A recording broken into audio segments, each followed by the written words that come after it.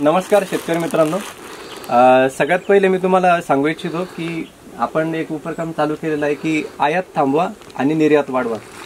जर कापूस भावाच्या विषयी आपण जर बोलायचं झालं तर आपण काय करतो की म्हणजे रोज यूट्यूबवर सर्च करतो की आज किती भाव मिळेल किंवा कमी भाव जास्त भाव, कमी झाला तर नाराज होतो, थोडा वाढून दिसला की आपण खुश होतो। अशातले भरपूरसे आपण व्हिडिओ बघतो, पण खरंच जर असं होईल का किंवा असे व्हिडिओ बघितले का आपले भाव खरंच वाढतात का नाही वाढत, वरती आपण काही बघतो मध्ये काही असतं। तर आपल्याला एक नवीन काय चालू करायचं, मी असं चालू करतोय की मेन मुद्दा आपला की आयात थांबली पाहिजे आणि निर्यात वाढली पाहिजे। असं जर झालं तर प्रत्येक शेतीमालाला भाव वाढेल, आणि जर का आपण तर आयात जर नाही झाली तर शेतीमालाला चांगल्या प्रकारे उत्तम भाव मिळेल। पण आपण जर फक्त याच्यात राहिलो की किती भाव वाढेल काय, तर हे आपलं जर रोजचं जीवनाचा एक भाग बनवून गेलेला आहे आणि आपण एक त्याला एक टाइमपास म्हणून पण बघतो किंवा रेग्युलरच्या हिशोबाने मोबाईलचं हँडलिंग करायचं म्हणून बघतो। पण जर खरा मुद्दा जर बघायला झालं तर आयात थांबली पाहिजे आणि निर्यात वाढली पाहिजे, याच्याबद्दल आपण आता चर्चा करणार आहोत। तर सगळ्यात पहिले मी तुम्हाला सांगू इच्छितो की हे काही न्यूज चॅनल नाही आहे, कारण की न्यूज चॅनलवाले ग्राउंड लेवलला येत नाही, जसं आतापर्यंत येऊन गेले का कोणी इथं नाही। आणि जे सरकार जे आहे आपलं ते आपल्याकडे लक्ष देत नाही, सरकार लक्ष देत नाही, मीडियावाले हा मुद्दा उचलत नाही। याच्यासाठी हे चालू केलेले चॅनल आहे, म्हणजे तुम्ही तुमच्या ज्या समस्या आहेत ते बिनधास्तपणे मनमोकळेपणाने तुम्ही मांडू शकतात आपल्या चॅनलवर। हे माझं एकतर चॅनल नाही आहे, तर हे आपल्या सगळ्यांचं चॅनल आहे। याच्यासाठी आपण आपले प्रश्न त्याच्यावर मांडूया थोडक्यात। नमस्कार शेतकरी मित्रांनो, इंडियन फेमस फार्मर या यूट्यूब चॅनलवर आपले स्वागत आहे। शेतकरी मित्रांनो, आज आपण महाराष्ट्रातल्या लातूर जिल्ह्यातील जळकोट तालुक्यातील उमरगा रेतू या ठिकाणी आलेलो आहोत। या ठिकाणी आपले जे शेतकरी बांधव आहेत या ठिकाणी जमलेले आहेत। एक महत्त्वाची गोष्ट अजून एक की आशिया खंडातील तुरीचा हा एक जिल्हा मानला जातो लातूर जिल्हा। तसेच आपल्याला या ठिकाणी जे शेतकरी बांधव आहेत तसेच आमचे मित्र आहेत, 2 वर्षापासून आमच्या यूट्यूब चॅनलच्या सोबत आहेत, आम्हाला सपोर्ट करत आहेत। त्यांचं नाव आहे सचिन पनाळे। यांच्या आग्रहानिमित्त आम्ही इथपर्यंत पोहोचलेलो आहोत। तसेच सरपंच साहेब आहेत, चेअरमन साहेब आहेत या ठिकाणी। यांच्या सगळ्यांच्या काय मार्गदर्शनाखाली आपण हा व्हिडिओ एक शूट करतोय। आणि सगळ्यात पहिले मी शॉर्टकटमध्ये आपण सगळ्यांचं नाव एकदा घेऊन टाकू। आपलं नाव सांगा। सचिन पनाळे, बाबू पनाळे, राजकुमार मारुती, केंद्रे अमृत व्यंकटराव, बाबराव पनाळे, नागनाथ फिरके, उत्तम बैकरी, बाबा सद्दाम देशमुख, दस्तगीर देशमुख, जब्बार देशमुख, अफजल देशमुख। या ठिकाणी आपण त्यांची थोडक्यात माहिती घेतलेली आहे। आणि आता सगळ्यात पहिले माझा जो प्रश्न होता, जे माझ्या मनात होतं खूप दिवसांपासून, की मी सांगितलं की मला 8 ते 15 दिवस द्या, आणि मी त्याच्यानंतर सगळ्या शेतकरी बांधवांशी चर्चा केल्यानंतर मी एक गोष्ट बोलणार आहे। ती गोष्ट बोलल्यानंतर आपल्या शेतीमालाला जर कधी भाव वाढून भेटला तर भेटू शकतो, तर हे मी व्हिडिओच्या शेवटी सांगणार आहे। त्या पहिले आपण जे शेतकरी बांधव आहेत आपले यांच्याशी थोडी चर्चा करणार आहोत। सगळ्यात पहिले हा माझा मुद्दा आहे की आपण म्हणतो की कापसाला इतका भाव तितका भाव, सगळे जे आपले जे बघणारे आहेत सबस्क्रायबर जसे शेतकरी बांधव, की हे जे कापसाला किती भाव असेल की किंवा किती वाढून भेटेल, याच्याबद्दल तुम्हाला काय म्हणजे किती वाढू शकतो? कापसाच्या एकंदरीत शेतकऱ्याचा खर्च आणि उत्पन्नाचा अंदाज घेतला असेल तर कापसाला कमीत कमी 10,000चा भाव असणं अपेक्षित आहे। 10,000 आज आपण वेचायला गेलं तर 10 रुपये किलो असं महिला वेचणीसाठी फक्त घेतात, आणि मग पेरणीपासूनचा एकंदरीत जर खर्च हिशोबात घेतला तर क्विंटलला 10,000 रुपये भाव ही शेतकऱ्याला तर शेतकरी जिवंत राहू शकतो। 10,000 भारत हा आपला कृषीप्रधान देश आहे। भारत हा सगळा शेतीवर अवलंबून आहे। बरोबर। शेती कोलमडली तर सगळी भारताची अर्थव्यवस्था कोलमडलेली आपण आतापर्यंत पाहिलेलं आहे। बरोबर। आणि जर शेतीत शेतकऱ्याला जर भाव नाही मिळाला त्या मालाला, तर तिथलं प्रत्येक कुठलंही मार्केट असेल तर भारतातलं मार्केट सुद्धा थंड झालेलं आपण पाहिलेलं आहे। म्हणून शेतकरी जिवंत राहायला पाहिजे आणि शेतकऱ्याच्या मालाला भाव असणं हे आवश्यक आहे। 10,000 तुम्ही म्हणता, पण आता बी बियाण्याचा खर्चच आपण एवढा अफाट झालेला आहे, 10,000 तरी मला तरी नाही वाटत की तो शेतकऱ्याला पुरतो। हे बघा या ठिकाणी मानवली म्हणजे आपल्याला सर जे नांगरटीपासून जर हिशोब केला जमिनीचा, नांगरटी, पाळी, मेहनत आणि बियाणं, खतं, औषधं, फवारण्या, खुरपणी आणि लगेच तिचे वेचणीचा जर खर्च काढला तर लेवलच होते 10,000मध्ये। फक्त घरच्या माणसाची मजुरी शिल्लक राहील तर राहील, याच्यामध्ये कोशिश करून 10,000 सुद्धा कमीत कमी जर त्या खर्चावर आधारित जर म्हणलं खर्च आणि उत्पन्न ह्याचं जर ताळमेळ करतं कमीत कमी म्हणतं 15,000 रुपये क्विंटल कापसाला आणि कमीत कमी 7,000 रुपये क्विंटल सोयाबीनला भाव पाहिजे तर कसं तरी शेतकऱ्याला परवडेल. तर ह्यामध्ये कसं आहे फक्त मजूर वर्ग हा पुढे चाललेला आहे, शेतकरी जागेवरच आहे, खाता बियाची दुकानदार पुढे आहेत म्हणजे त्यांच्या ह्याच्यामध्ये. तुम्ही म्हणता की एवढा पाहिजे पण तो असं होणार कसं, कोण देणार? आता जे ठरलेलं आहे तेवढंच. आता कसं ह्याच्याकरता आयात बंद करायला पाहिजेत, निर्यात वाढवायला पाहिजेत. बरं हे कसं शक्य होईल? शक्य काय सरकारचं शक्य आहे, थोडंसं आपल्यावर थोडं आहे. आपण सगळ्यांना उठाव करावा आणि निर्यात वाढवावी आणि आयात कमी करावी. बरोबर. तर थोडा महत्त्वाचा मुद्दा मांडला तुम्ही की आपण सगळ्यांनी मिळून जर उठाव केला आणि जर सगळ्यांनी मिळून काम केलं, एकजूट आले सर्व शेतकरी बांधव. पण खरंच शेतकरी बांधव एकजूट होत नाही. शेतकरी कधीच येऊ शकत नाही, कधीच येऊ शकत नाही. सर्व कोणी एक छोटा मजूर सुद्धा येईल आपण एकत्र येतील पण शेतकरी कधीच येऊ शकत नाही. आता हे मी जितके जिल्हे आतापर्यंतचे मी जेवढे फिरलो ते सगळे म्हणतात की एकजूट नाही होऊ शकत. मग याचं कारण नेमकं काय? शेतकऱ्याची परिस्थिती अनेक समस्या. शेतकऱ्याचं कसं असतं, शेतकरी पेरणीपासून अगोदरच कर्जबाजारी असतो, त्यांना पुन्हा उत्पन्न असतं म्हणून तो उत्पन्न झालेला माल ते घरात ठेवू शकत नाही. त्याची परिस्थिती आहे, त्याला विकावंच लागतं आणि पुढला व्यवहार चालवावा लागतो. म्हणून शेतकऱ्याला एकजूट होणं म्हणजे काय, शेतकऱ्यांनी माल घरात ठेवणे न विकणे. पण ती किती दिवस शक्य होणार आहे शेतकऱ्याला? त्याच्यामुळे ती शेतकऱ्याची महत्वाची अडचण संघटित होत. मागील वर्षी 2 वर्ष सोयाबीन आपण 2 वर्ष घरामध्ये 3 वर्ष घरामध्ये ठेवलं, 7,400 भाव आता विकली नाहीत, काहीतरी 10,000 जाईल मशीन. पण ते शेवट रिटर्न उलट 44 रुपयाकडे आलं. सोयाबीनला भाव आता 43 4,000 सोयाबीनचा भाव आहे. 4 वर्षापासून सोयाबीन आम्ही ठेवलोय. काय करणार? 41 वर जात नाही आणि हे अडाणी शेतकऱ्याला ऑनलाईन करता येत नाही. अच्छा. आणि त्यांच्यामुळे त्यांचा माल तिकडे जात नाही, ह्यांना इकडे. सगळ्या शेतकऱ्याचे नॉलेज आहे का ते ऑनलाईन करायचं? ऑनलाईन म्हणजे मला नाही कळालं कसं. पेरणीचं ऑनलाईन करा तुम्ही. अच्छा. पहिलं मुळामध्ये म्हणजे ही पीक पाहणी आहे. जर आपल्या स्वातबऱ्यावर जर सोयाबीन आलं तरच आपण सोयाबीनला ऑनलाईन करू शकतो, नसतं आपण ऑनलाईन करू शकत नाही, आपल्याला घेऊ शकत नाही. ही पीक पाहणी कोणालाही करता येत नाही. तुम्ही चला एक पाहणी कोणाला करता येत नाही. जे सुशिक्षित मुलं आहेत त्यांना ते ऍप घेणं, ऍप घेऊन त्याच्या गटात क्षेत्रात जाणं, त्याचं सगळं पूर्ण म्हणजे क्षेत्र गट नेमकं त्याच गटामध्ये आणि तिथं पीक सोयाबीनच पाहिजे, दुसरं पीक सुद्धा जमत नाही. असं सर्व शेतकऱ्याला जमत नाही. मोजके म्हणजे 10% विद्यार्थी आहे त्याच्यामध्ये. त्याच्यामुळे शेतकऱ्याचा एवढा विमा मिळत नाही, अनुदान मिळत नाही त्याच्यामुळं, किंवा ऑनलाईन आता होऊ शकत नाही. आता माझ्या घरी सोयाबीन आहे पण ही पीक पाणी केलं 7 आपला सोयाबीन येत नाही. पीक पाणी 7 येत. शेतकऱ्यात जर ते 7 जर त्याचं पेरा असेल सोयाबीनचा तर ती ऑनलाईन होते शासनाची आणि शासन खरेदी करता येते, नाहीतर करत नाही. म्हणजे शेतकऱ्याची मूळ अडचणच आहे की त्याला अनाडी असल्यामुळे काय होतं की ऑनलाईन होत नाही, पीक पाणी नाही केलं म्हणून, आणि मग तो खरेदीलाही जात नाही. मग कुणाचा फायदा आहे? तर व्यापाऱ्याचा फायदा आहे. त्यांनी पर्याय म्हणून काय करणार, आपण इकडे घालू शकत नाही म्हणून मग कुठेतरी व्यापाऱ्याला देणार, व्यापारी पुन्हा कुठल्या तरी मार्गाने त्यांनीच त्याचा उपयोग करून घेणार. मी असं ऐकलं की कर्जमाफी झाली आणि की नाही झाली? नाही, कर्जमाफी नाही व्हायला. मग कर्जमाफी जी महागी झाली बुडवायची चालू बाकीदाराला काय? आम्ही आज 2014 8 पासून रेग्युलर कर्जमाफी आहे. म्हणजे ज्यानं 5 वर्ष पैसे भरणं त्यालाच कर्जमाफी आहे. थकीत आहे ज्याची थकीत त्याला जे कर्ज कंटिन्यू बेईमानाला कर्जमाफी, इमानदाराला काहीच नाही. जेवढे बेईमान आहेत ना सरकारशी पैसे भरत नाहीत त्या बेईमानाला कर्जमाफी. 2008 पैसे भरले. दरवर्षी पैसे भरतो त्याला कुठली माफी नाही. म्हणजे सरकार सुद्धा बेईमानात सोबती. 2008 पीक कर्ज काढले मी 1 लाख रुपये. तर कधीपासून मी रेग्युलर आहे, मी कंपल्सरी. माझाच भाऊन माझाच चुलता त्याने 3 वेळेस लाभ घेतलाय. म्हणजे आता माफ झालं लगेच बुडवायचं, उचलून घ्यायचं आणि लगेच दुसऱ्या वर्षी थकबाकीमध्ये. आता मी तीच कंडिशन आहे. 4थ्या वेळेस ते आता 4थ्या वेळेस येते थकबाकीमध्ये आणि माफ आहे. आणि मी रेग्युलर मध्ये कंपल्सरी व्याज भरून 4 लाख कमीले हो. 4 लाख रुपये कमीले ते ज्यांनी भरलं बी नाही पुन्हा लाभ शेतकऱ्यांना मिळाला ना. त्यांनी शासनाने त्यांच्या अकाउंटवर जमा केले, शासनाने त्यांच्या अकाउंटवर जमा केले, कुणाला डबल उचलून आणले 1.5 लाख रुपये त्याने आणि थकबाकीमध्ये बसले. त्याने आणि माफ झाले आणि उडाले, परत भेटले, पुन्हा डबल भेटले. आता 4था टप्पा आहे त्यांचा. आता हे नगदी ह्याच्यामध्ये 4था टप्पा आहे त्यांचा.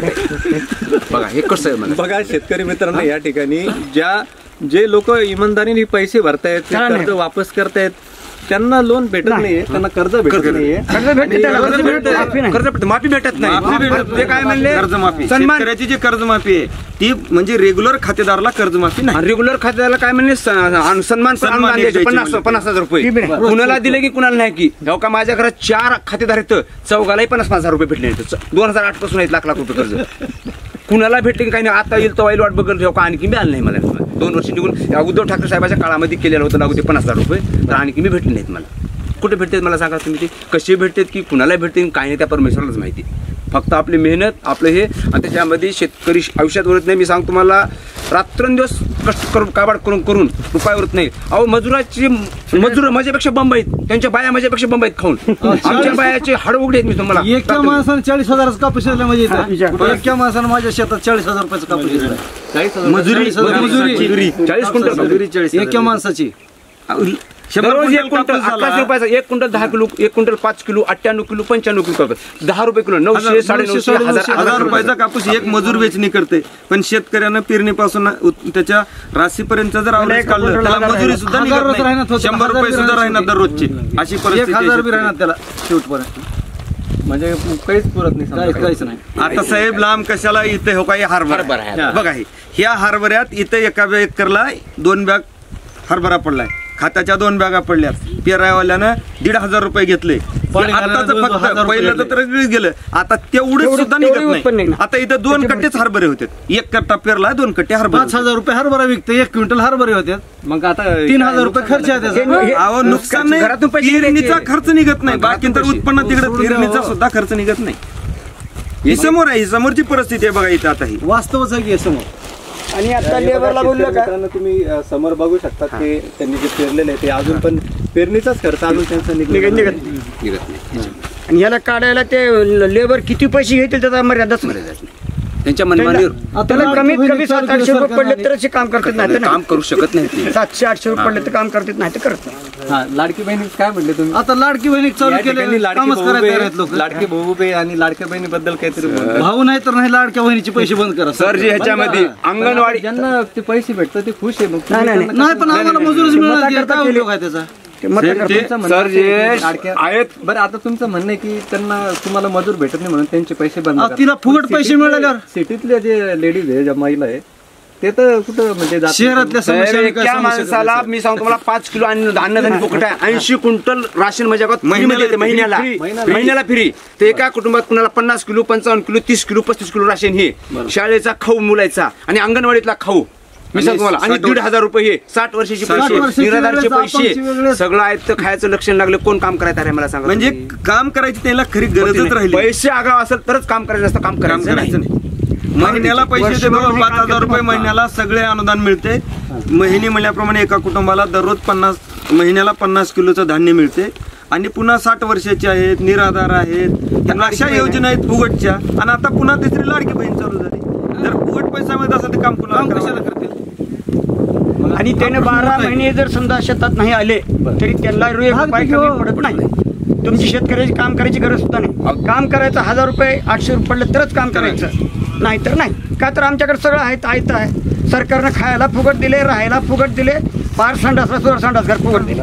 आणि काय करायचे, कशाला फुकट. बारके लेकरू जन्माच्या आधी त्याला पैसे आहेत, बाई गरोदर राहिली त्याला पैसे येते. ह्यानं काहीच करायचं नाही. मध्ये राहिलं तर त्या लेकरासाठी तुमच्या सगळ्यांच्या वतीने मी एक मेसेज देतो यांना. जे पण मजूर असेल, शेतमजूर, त्यांच्यासाठी एक महत्वाची गोष्ट मी सांगतो या ठिकाणी. या योजना कधी पण बंद होतील याच्या भरोशावर तुम्ही बसू नका. तुमचं जे चालू काम आहे त्याला थांबवू नका. पोटार काय म्हणतात त्याला, खायची सवय लागली आहे, त्याच्यामुळे पुन्हा आळशी बनून तुम्ही काम सुद्धा करू शकत नाही. पुन्हा मागून चालू कामावर लात मारू नका, चालू काम सोडू नका. ज्या स्कीम आहे ते 2 पैसे तुम्हाला जास्त भेटतात ते सेव्ह करून ठेवा, भेटत नाही अशा प्रकारे. आणि त्याच्यामध्ये 25% मजुराचे पैसे शेतकऱ्याला व्याजा नाहीत. 25% शेतकऱ्याला मजुराचे पैसे व्याजा नाहीत खातापासून. शेतकऱ्याला परिस्थिती आहे. तुम्ही ग्राउंडला आलात म्हणून आज कळायला लागले. जे मजूरदार आहेत ते सावकार आहेत. आणि शेतकरी आज चक उपाशी मारायची वेळ आहे शेतकऱ्याची, त्याला मजुरी सुद्धा मिळत नाही. आणि शासन तर म्हणतंय शेतकरी हा जगाचा पोशिंदा आहे म्हणे. आता कुठला पोशिंदा आहे मला सांगा. पोशिंदा कोरोनाच्या काळात शेतकऱ्यांना आणि केमिकलचं पीक नका, सगळा व्यवहार बंद होता कोरोनामध्ये. संपूर्ण व्यवहार बंद होता भारतातला, पूर्ण जगातलाच, भारतातला सोडून द्या, जगातलाच बंद होता. त्यावेळेस शेतकऱ्यांना पोचले भारताला कोरोना पिरियड मध्ये करून पण नाही, काहीच नाही शेतकऱ्याच्या पदार्थ, काहीच नाही, काहीच नाही. हा, काय म्हणत होतो तुम्ही? सर जे 1 क्विंटल कापसापासून कमीत कमी 50,000 रुपये तयार होते म्हणते अमेरिकेचा शास्त्रज्ञ. 1 क्विंटल कापसापासून 50,000 रुपये. त्याचा रू म्हणजे त्याचा कापड धागा, जर त्याचं तयार त्याची केलं सरकी, पक्का. त्याची पेंट आणि त्याचं तेल, ह्याचं जर ॲव्हरेज काढलं तर 1 क्विंटल पासून 50,000 तयार होते. शेतकऱ्याला मिळते किती? 7,000 रुपये मिळते. ह्याची बघा किती तफावत आहे. म्हणजे कंपनीवाला म्हणजे जिनिंग म्हणजे पक्का माल करण्यामध्ये किती शेवटचा टप्पा आला तो कापड निर्मितीपर्यंतचा जो आहे तो 50,000. मी सांगतो तुम्हाला कसा मागणीपेक्षा जर पुरवठा जास्त झाला तर 100% इथं मार्केट पडणारच आहे. एक वेळेस जर कांदा जर सुका झाला न तर कांदा सुका झाला म्हणून मुख्यमंत्र्याला राजीनामे द्यायची मी तुम्हाला. एवढे हाल बेकार मी सांगतो तुम्हाला. नाही खात टमाटर मी सांगतो तुम्हाला, शपथ मी सांगतो तुम्हाला 50 रुपयाला कॅरेट आहे टमाटर. 30 किलोचं म्हणजे 1 किलोचा 30 किलोचं कॅरेट 50 रुपयाला, 30 कॅरेट 3100 रुपयाला जाते. तो बहुमत मी सांगतो तुम्हाला. भाजी मागली, पुण्य मागली म्हणजे तेल मागलं की. सोयाबीन आमचं 4,000 रुपये क्विंटल घेतलं तेव्हा काहीच मागत नाही. पण तेल मागलं की बाई म्हणते तिथे साहेबाची बसून पुण्य मागली म्हणते. आता पुण्य मागली तर शेतकरी मरू लागला त्याचं कोणीच बघत नाही. तर त्याने येऊन 8 दिवस शेतामधली हवा बघावं कसं राहतं. चिखला पाण्या पावसात पाठीवर फवारा घेऊन किंवा तणकट काढणं, ढोरं गुरं सांभाळणं. फक्त 8 दिवस बघावं आणि मग बघावं. म्हणजे 8 दिवस सोडा, मी एका दिवसात इथपर्यंत कसं पोहोचलो मला माहिती. 8 दिवसामध्ये जर त्याने शेतीचं हाल बघावं, काय हाल राहते शेतकरी, त्यांना भाकर हातावर घेऊन कशी खावं लागते, त्यांचे अंगाला साबण मिळत नाही, सोडा मिळत नाही, कपडा नीट मिळत नाही. हां, तर एवढे हाल असून पोसून सुद्धा त्यांना नीट योग्य मजुरी मिळत. जो गाडो काम करते त्याला मजुरी योग्य नाही, आणि जो दिमागानं बुद्धीचं फसवेगिरीचं काम करते त्याला कोट्यावधी रुपये भेटते. साहेब थोडक्यात फसवेगिरी कशाला सांगता येईल तुम्हाला? हा, सांगतो साहेब तुम्हाला. सकाळी जर मी टमाट्याचं कॅरेट बेटावर नेलो मी, हा, सकाळी घेता येते ना, सकाळी त्यांची सट्टे असते मी सांगतो तुम्हाला सगळ्या व्यापाऱ्याची. ते निम्म्यावर नाही, फक्त 25% घेते त्यानं. 50 किलो आपलं 30 किलोचं कॅरेट आपल्यापासून त्यानं फक्त 150 रुपयाला घेते. संध्याकाळी त्यानं 300 रुपये करते. नाही 30 रुपये संध्याकाळी 150ला घेऊन 30 रुपये किलो, म्हणजे 10 रुपये किलोचा टमाटा 90-900 रुपये होते त्याचे एका कॅरेटचे. देतच नाही त्यांनी शेवट. तुम्ही झटून राहा आणि तुम्हाला हात सुद्धा त्यांना लावू देत नाही, निवडून घेऊ देत नाही तुम्हाला. शेतकऱ्यापाशी बघा किती लोक म्हणजे उकरू घेतात. त्यांना हात चल जमते का तुला जमना, नासका माल त्यानं पालता टाकून देते, गपचूप घरला घेऊन जाते. व्यापाऱ्यापासला मग शेतकऱ्यापासला त्याने माल उकरू येणार, त्याची टिंगल करू हा खिजू त्याला डायरेक्ट त्यानं कमी मागणार. दे एवढ्याने दे म्हणणार. एक जनरल स्टोरवर जावा तुम्ही, एक बटनचं पाकिट सुद्धा तुम्ही किंमत कमी करून मागू शकत नाही. हेच महत्वाचं आहे. फक्त शेतकरी हा एवढा भारताचा पोशिंदा म्हणून म्हणला जातो, पण त्यानं एवढं 6 महिने वर्षभर पिकून त्याला भाव करण्याचा अधिकार शेतकऱ्याला नाही. कंपनी एका मिनिटामध्ये 10 वस्तू तयार करते, तिने त्याचा कंपनीचा भाव करते, मालक त्यांनी. आणि शेतकरी वर्षभर कमवलेला, ज्याला आज अन्न वस्त्र निवारा या 3 मूलभूत गरजा असताना सुद्धा शेतकऱ्याला त्याचा भाव करण्याचा अधिकार नाही. सगळ्यात मोठी शोकांतिका भारतामध्ये ही. शेतकऱ्याला जोपर्यंत शेतीच्या मालाचा भाव करण्याचा अधिकार मिळत नाही तोपर्यंत शेती सुधारत. उत्पादनावर आपल्याला कसं मिळेल आपल्याला जर नाही भाव ते शेवटी पाहिजे. त्याला संघटित होत नाही शेतकरी, पण संघटित शासनानं धोरण ठरलं पाहिजे की जी आवश्यक वस्तू आहेत ती इथं आपल्यात निर्माण होत, बाहेरून मागवायची गरज नाही. बरोबर. की जर आपल्यात तयार होते ना तर बाहेरून मागू नका ना. तेल तुम्ही बाहेरून मागवता सुकाळ मिळते म्हणून, मग इथल्या शेतकऱ्यांनी काय करायचं? कसं होणार आहे? तुम्ही तिकडला आयात केला तर इथल्याला भाव आपोआप कमी होणारच आहे. हे नियमच आहे. जास्त वस्तू झाल्या त्याचा भाव कमी होणार आहे. मग हा जर तुम्ही लोक आपला माल बाहेर पाठवला आणि तिकडले जर आयात थांबवली तर आपल्याला निश्चितच शेतकऱ्याला भाव चांगला मिळणार. बरं ठीक आहे, तुमच्या म्हणण्यानुसार तुम्ही म्हणता की आयात थांबवली पाहिजे आणि आपला माल बाहेर गेला पाहिजे. पण आता समजा 100%ची कोटा आहे, 100%चा 100% पैकी 40% कोटा आपला उत्पन्न झालं समजा, मग 60% कमी पडला. कसा भरायचा मग? कसा भरते त्यामध्ये मी सांगतो तुम्हाला. आपण तिकडून पूर्ण मागायचं ना, हे काय करते तिकडून 100% मागितात आणि 40% इथलं राहते शिल्लक. आपल्याला भाव आवश्यकतेपेक्षा मला सांगा, तुम्हाला 5 लेकर आहेत, 1 डझन केळा आणला तुम्ही, मला 2च लेकर आहेत, शेला मी हे खाऊन उरतेत. हा, तुमचे काय तिला लेकर पुन्हा एक हिशाला येते, त्याचं पोट बी भरत नाही. तशीच पद्धत आहे तुम्ही तुम्हाला काही वेगळी पद्धत नाही. तर अहो उत्पन्नाच्या खर्चावर आधारित जर शेतकऱ्याला भाव दिला तर 100% शेतकरी चांगला होते. खर्च आणि उत्पन्न ह्या दोन्हीचा ताळमेळ घालून जर मालाला भाव दिला तर 100% शेतकरी सुद्धा त्याच्यामध्ये. या ठिकाणी यांचे खूप प्रश्न आहे अजून पण त्याआधी आपण जे युवक आहे इथं जे गावातले त्यांना मला एक प्रश्न विचारायचा आहे की आपण सगळ्यांनी मिळून असं थोडंच समोर आहे, आपण सगळ्यांनी मिळून असं काय करता येईल की आयात कशी थांबवता येईल आपल्याला. आता मी इथं एक म्हणजे चालू केलं आहे, मी त्याचं एक बॅनर पण छापलेलं आहे तुमच्या माहिती असतो की आयात थांबवा आणि निर्यात वाढवा. छोटासा प्रयत्न आहे, बरेचसे लोक म्हणतात की यांनी काय होईल, पण माझा छोटासा प्रयत्न आहे कारण की क्रांती एक माणूस करतो आणि ते हळूहळू हजारो लोक मागे येतात. तर आपल्या समोर जे युवक आहेत गावातले त्यांच्याशी मी आता त्यांना प्रश्न नाही विचारणार, तर आम्ही मिळून चर्चा करणार आहे. तर आयात आपल्याला कशा प्रकारे थांबवता येईल. बघा, आपल्या भारत देशामध्ये बेरोजगारी एवढी वाढली आहे, युवा एवढे जास्त झाले आहेत की त्याच्या हाताला काम नाही म्हणून युवक आहेत ना, जे काम करायचं मेंटॅलिटी असते ना, ते भरकट जात आहे. त्याला काय काम करा सुचत नाही. त्याच्यासाठी सरकारने वेगवेगळ्या योजना राबवून त्यांचं प्रशिक्षण देऊन त्याच आपल्या भारतामध्येच अजून काय तयार होतं का, काम धंदा असं काय तयार होतो का, ह्याच्यावर लक्ष देणं गरजेचं आहे.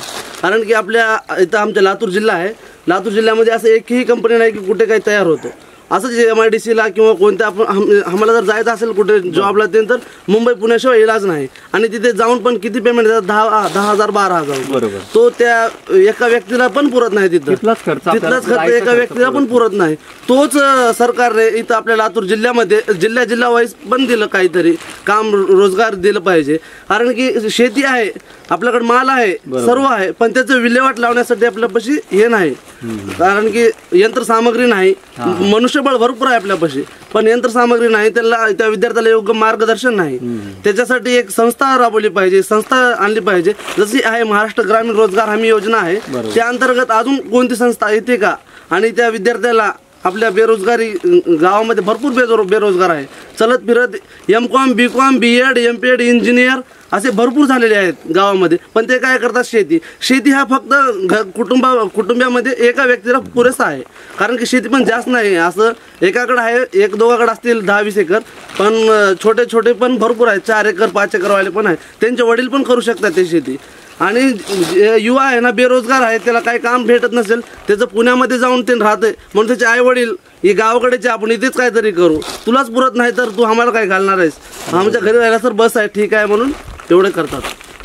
तरी सरकारने योग्य आयात आपल्या देशामध्ये आपल्या जिल्हा वाईज काय तर संस्था राबवून, काय तर प्रशिक्षण देऊन, कंपन्या आणून, मोठ्या छोट्या काय का असे ना, थोडंफार आपल्या जिल्हा वाईज तर जाऊ शकतो विद्यार्थी. बेरोजगारीला आळा पण बसतो तिथे. या ठिकाणी बघा शेतकरी मित्रांनो, यांना आम्ही चर्चेची सुरुवात केली होती की आयात थांबवा आणि निर्यात वाढवा, पण त्यांच्या मनामधून एक आवाज आला की बेरोजगारी म्हणजे सगळ्यात महत्त्वाचा मुद्दा, की बेरोजगारीपासून सुरुवात होतो विद्यार्थ्यांचा, आणि तिथून सुरुवात तर होतो, पण शेवटी आयात निर्यातचा हा तो विषय बाजूला राहिला. पण त्यांच्या मनातल्या एवढ्या समस्या होत्या, एवढा भावना त्यांच्या बाहेर आल्या की हे कुठंतरी थांबलं पाहिजे. बेरोजगारीचं धोरण सुद्धा, म्हणजे आयात निर्यातच नाही, आयात निर्यात तर एक नंतरचा भाग झाला, आपण शेतीचा माल पिकवल्यानंतर, पण त्याआधी त्यांचे जे जीवनमान आहे, जे राहणीमान आहे, याचेच त्यांचे प्रश्न सुटत नाहीये. ठीक आहे, आता सरपंच साहेबांनी बोलले, चेअरमन साहेबांनी बोलले, तसेच आपल्या प्रत्येक शेतकऱ्यांनी बोलले किंवा आमच्या बंधूंनी बोलले. त्याच प्रकारे जर आपण एखादी निर्णय केला किंवा शेतकऱ्यांनी जर एकजूट येऊन जर आयात थांबवायचा आणि निर्यात वाढवायचा जर प्रयत्न केला तर शेतकऱ्याला खूप भाव मिळू शकतो. त्यांच्या म्हणजे आपल्या शेतकऱ्याच्या शेतमालाला शेतमजूर जे कष्ट करतात, शेतकरी एवढा कष्ट करतो, पण आपण शेतकऱ्याला जसं तो कष्ट करतो त्याला तो भाव मिळत नाही. त्यामुळे शेतकऱ्याचा म्हणजे त्याचा राहणीमान समजा किंवा त्याचा राहण्याचा खर्च किंवा कपडे सुद्धा, त्यांना अन्न वस्त्र निवारा जे सगळं शेतकऱ्यावर चालतो. बरोबर. आपला देश जो आहे कृषीप्रधान आहे, आपल्या सगळ्यालाच माहिती आहे, ही सांगायची गोष्ट नाही. बरोबर. तर जर आपण समजा सरकारने जर शेतकऱ्याकडे लक्ष दिलं आणि ह्या आयात थांबवायचा आणि निर्यात वाढवायचा जर प्रयत्न केला तर आपला शेतकरी म्हणजे आपल्या भारत देशात जगू शकतो, चांगल्या प्रकारे जगू शकतो. सरपंच साहेब आपल्याला जास्त नाही, आता ही एकजूट शेतकऱ्याची एवढं एकत्र होणं जरी शक्य नसेल तर जिल्हा वाईज असेल, काही गावामध्ये जर त्यांनी संघटित झाले, गावातलं कसं होते, सुरुवात करत असताना कुठूनही एकापासून सुरुवात होते. बरोबर. त्यासाठी आपण गावातून काही सुरुवात करता येईल का, किंवा जिल्हा लेवलला करता येईल का? आता आमच्या इथं थोडक्यात उदाहरण घ्यायचं, टमाट्याचं उत्पन्न आमच्यात भरपूर होतं, पण टमाट्याचं उत्पन्न झाल्यानंतर जेव्हा होतं की जास्त माल पिकला की आत्ताचा भाव जाईल 50 रुपये कॅरेट. 50 रुपये कॅरेट म्हणजे 1-1.5 रुपये किलो टमाटर. मग त्या वेळामध्ये शेतकरी काढत नाहीत किंवा परवडत नाहीत. त्यावेळेस जर असं शासनाचं काही धोरण राबवले की त्यापासून पक्क्या काही वस्तू आपला बनवता येतील का, सॉस असेल किंवा त्याच्यापासून टमाट्यापासून आणखी आपल्याला जे काही ड्रिंक असेल, कोल्ड ड्रिंक्स पदार्थ, हे असे काही करून जर आपल्याला शेतकऱ्याला जोडधंदा, म्हणजे दुधाचा व्यवसाय आहे, बरोबर, दुधाच्या व्यवसायाबरोबर आता त्यांनी अनेक छोटे व्यवसाय, पण जे शेतीतून होणाऱ्या कच्च्या मालापासून पक्का माल बनवण्यासाठी जर आपल्याला काही शेतकऱ्याला जर शासनाला योजना देता आल्या आणि ते जर माल त्या ठिकाणी जर पक्का होऊन तयार झाला तर निश्चितच शेतकऱ्याला त्यांच्या मालाला भाव सुद्धा चांगला मिळेल आणि आपली निर्यात करण्याची क्षमता सुद्धा वाढेल. आणि यासाठी आपल्याला शासनानंच धोरण काहीतरी राबवावं लागेल किंवा शेतकऱ्याला मग अशा अनुदान योजना असतील. आता मागच सांगितले की दुधासाठी म्हशी घ्यायचे, काहीतरी घ्यायचे, त्याच्यासाठी पण त्याच्या प्रक्रिया एवढ्या अवघड आहेत. त्यांना कर्ज घ्यायचं म्हणतर बँकेने कुठली तर गॅरंटी घ्यावं लागतं, बँक गॅरंटी घेत नाही, अगोदर खरेदी करा, ते शेतकऱ्याला अगोदर खायला नसते, मग ते शेतकऱ्यांनी म्हशी घ्यायच्या किंवा कुठलं तर काहीतरी घ्यायचं मग बँकेला लोन द्यायचं, हे शक्य होत नाही. शासनाने यासाठी कुठलं तरी धोरण बदललं पाहिजे. प्रशिक्षण केंद्र उभारलं पाहिजे की जसं तुम्ही टोमॅटोचं सांगितलं की म्हणजे त्याच्या निमित्ताने सगळे लोक एकत्र येतील. 4 लोक समजा, ठीक आहे, पहिलं पूर्वीच्या काळी करायचे, शेतकऱ्याला कामाला जर माणसं मिळायचं 4 शेतकरी एकाच्या शेतामध्ये जायचं आणि काम करायचं, समूह पद्धत त्याला जे आपण गट पद्धत आहे, त्या पद्धतीनं एक 4 शेतकरी 5 शेतकरी शासनानं धोरण राबवून जर तशासाठी छोटे उद्योग जर गावात चालू केले तर आणखी सुद्धा शेतकऱ्याचं कसं आहे, माल ठेवता येत नाही आणि माल पिकला तर सावकार महागाला बसू देत नाही, तुझी रास झाली ती पैसे देऊन म्हणतो, त्यासाठी त्याला विकावं लागतं. मग ते जर माल पक्का होऊन जर राहिला तर तो जास्त काळ टिकेल, त्याला भाव सुद्धा जास्त मिळेल. आता 1 किलोचं आपण पाहतो की सॉस बनवण्यासाठी 2 किलो टमाटे लागतात. आज 1.5 रुपयाला किलो टमाटा आहे, 3 रुपयामध्ये 1 लिटरचा सॉस बनतो. ही 1 लिटरची बाटली आज मार्केटमध्ये घ्यायचं म्हणतं 150 रुपयाला, 150-200 रुपयाला बाटली. मग हे जर आपल्याला काही करता आलं, मग तिथल्या तिथे काही द्राक्ष बाग असतील, काही मोसंबी असेल, काही म्हणजे टमाट्याचं उत्पादन असेल, जे काही असेल त्या क्षेत्रानुसार तिथे जे उत्पन्न होते कच्चा माल त्याच्यापासून पक्का माल करण्याची जर शासनानं काही धोरण आणलं नवीन तर त्यामध्ये आपल्याला निश्चितच शेतकऱ्याला लाभ होईल आणि त्याच्या मालाला भाव सुद्धा चांगला मिळेल. तर सरकारने प्रत्येक तालुक्यामध्ये एक असं प्रशिक्षण केंद्र म्हणू आपण किंवा एक प्रक्रिया केंद्र म्हणू, त्या ठिकाणी त्यांना मार्गदर्शन देता येईल आणि ते टोमॅटोचा वापर कसा करता येईल, त्याचं केचप कसं बनवता येईल असं मार्गदर्शन देऊन, असं प्रशिक्षण देऊन त्यांना एक काय म्हणतात त्याला सृजन नागरिक बनवता येईल प्रत्येक शेतकऱ्याला. आणि नक्कीच प्रत्येक गावातला जर शेतकरी असा बनला तर देश लवकर पुढे जायला वाट लागणार नाही, निश्चित लवकरच त्या गोष्टी घडतील. आणि मी तुम्हाला सांगितलं होतं की ज्या दिवशी मी ती गोष्ट बोलणार आहे, ती गोष्ट बोलल्यानंतर तुम्ही मला तुमच्या गावात बोलून डोक्यावर घेऊन नाचल्याशिवाय राहणार नाही. तर ती गोष्ट मी तुम्हाला परत रिपीट करतो. जे पण व्यापारी, तसेच जेनिंग, तसेच CCI या तिघांना पण चॅलेंज आहे की जे पण शेतकऱ्याच्या मालाला तसेच कापसाला आजपासून 1 महिना तुमच्या हातामध्ये आहे, त्याच्यासाठी आपली एक टीम पण आहे तुमच्यावर लक्ष ठेवण्यासाठी. आणि तसे आपले शेतकरी बांधव पण आहेत की ते मला रोजच्या रोज त्याचे अपडेट देतील की आज कितीने वाढला, उद्या कितीने वाढला. तर जो जास्तीत जास्त भाव देईल त्याला 1 महिन्यानंतर साक्षी एंटरप्राइजेस तर्फे 1 लाख रुपयांचं बक्षीस आपण ठेवलेलं. तर सगळ्यांचं मनापासून धन्यवाद की तुम्ही मला इथं येण्याची संधी दिली आणि मला आग्रह केला. आणि या छोट्याशा माझ्या प्रयत्नांनी जर काही बदल झाला तर ही माझ्यासाठी एक संधी राहील की तुमच्या समोर मला एकट्यासाठी नाही तर सर्व शेतकरी बांधवासाठी, सर्व महाराष्ट्रातील शेतकरी बांधवासाठी मोठं, एकट्यासाठी माझ्या 5 क्विंटलला जर 500 रुपये वाढून मिळाले तर 25 रुपये वाढून मिळाले, 100 क्विंटल मिळाले म्हणजे 50,000 वाढले इथं. किती फरक तुमच्या एकट्याचं नाही साहेब याच्यामध्ये. आज हजारो क्विंटल कापूस पडून आहे इथं स्टॉक मध्ये आता. हा, तर तुमच्या एकट्याचं नाही. तुम्ही एवढं पुण्य जर वाटून घेतलं शेतकऱ्याचं तर परमेश्वर कुठेच काही पुण्य एवढं घेतलं. धन्यवाद. आणि त्याच्यानंतर जेवढे पण जे आपले शेतकरी बांधव आहेत की रोजच्या रोज मेसेज टाकतायत की उद्या तुम्ही नागपूरला, उद्या इकडे या तिकडे, तर मी एक एक करून जसं जसं समजा आता मराठवाड्याचा जो भाग आहे, तर जसं मराठवाडा जर होतोय कम्प्लीट, तर तो झाल्यानंतर मी एक एक ठिकाणी येतोय. तर असं नाराज व्हायचं काम नाही किंवा फोन नाही उचलला तर असं समजू नका. एक मेसेज टाका, मी नक्कीच तुम्हाला भेट देईल.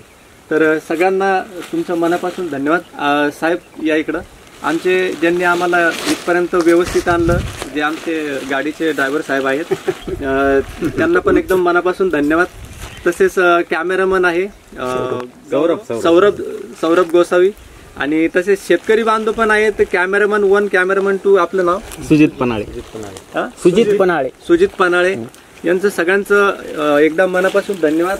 आणि आमचे लाडके जे आहेत, जे काय म्हणतात युट्यूबचे जे सोबतचे आमचे 2 वर्षापासूनचे, तर त्यांना सुद्धा एक मनापासून धन्यवाद की त्यांनी आम्हाला इथं इन्व्हाइट केलं, आग्राचं निमंत्रण दिलं, त्याबद्दल मनापासून धन्यवाद. लवकरच भेटूया पुढच्या जिल्ह्यामध्ये. धन्यवाद.